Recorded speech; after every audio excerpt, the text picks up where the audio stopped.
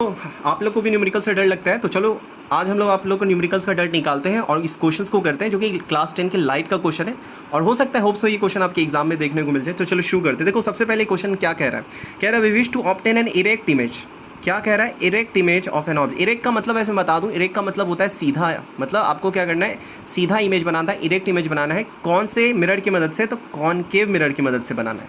तो ध्यान रखिएगा इसमें कॉनकेव मिरर है, ये बात ध्यान रखिएगा। और फोकल लेंथ कितना है? 15 सेंटीमीटर।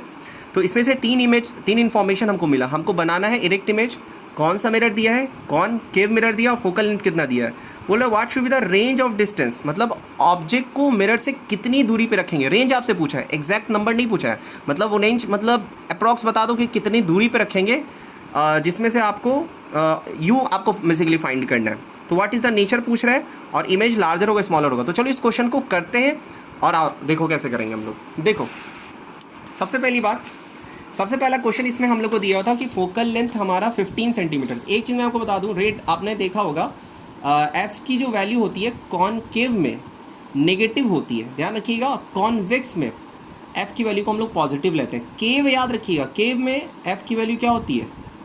फोकल लेंथ जब भी अगर केव रहेगा, मतलब कॉनकेव के केस में हमें नेगेटिव लेना। कॉनकेव लेंस हो गया, कॉनकेव मिरर, केव सुनने को मिलेगा, फोकल लेंथ हमारा नेगेटिव होगा। और कॉन्वेक्स के केस में फोकल लेंथ हमारा क्या होता है? पॉजिटिव होता है, ये ध्यान रखिएगा। तो इस क्वेश्चन में क्या आपसे बोल रहा था कि हमें क्या करना है कि इरेक्ट इमेज बनाना है कॉनकेव मिरर। और कॉनकेव मिरर में एक बात ध्यान रख लो, 99% केस में कॉनकेव मिरर कैसा इमेज बनाता है? वर्चुअल इमेज नहीं, रियल इमेज बनाता है। अगर आपको देखना है तो यहाँ देखो ज़रा, मैं दिखाता हूँ आपको। 1 मिनट, अरे निकल जाओ यार नहीं निकल रहा है। अच्छा देखो यहाँ पे ये चीज़ यहाँ पे देखो आप कि हर जगह रियल इन्वर्टेड बनाना। एक ही ऐसा केस है जिसमें क्या बन रहा है? वर्चुअल एंड इरेक्ट इमेज बन रहा है, ठीक है। अब वो कौन सा केस है? पोल एंड फोकस के बीच में जब ऑब्जेक्ट होता है। मतलब पोल एंड फोकस कहने का मतलब क्या? तो पोल एंड फोकस कहने का मतलब ऑब्जेक्ट जो पोल और फोकस के बीच में होगा, तो यहाँ पे कौन सा इमेज बनता है? वर्चुअल इमेज बनता है, मिरर के पीछे इमेज बनता है। एक ही केस है पोल एंड फोकस के बीच में, और पोल एंड फोकस के बीच की दूरी को आपको पता है क्या कहते हैं? Focal length. तो इसमें आप ये देखो कि फोकल लेंथ दिया है 15 सेंटीमीटर। तो पहले एक मिरर बनाओ, ये क्या है? पोल है, ये मान लो यहाँ पे फोकस है, सेंटर फोकस है। आपको फोकल लेंथ दिया है, मतलब आपको पोल एंड फोकस के बीच की दूरी कितनी दी है? 15 सेंटीमीटर दी है। तो अगर ये 15 सेंटीमीटर है तो ये भी 15 सेंटीमीटर होगा ना? अरे हाँ कि ना? तो अगर आपको वर्चुअल एंड इरेक्ट इमेज बनाना है, तो आपको अभी मैंने बताया है कि पोल एंड फोकस के बीच में रखना है ऑब्जेक्ट को।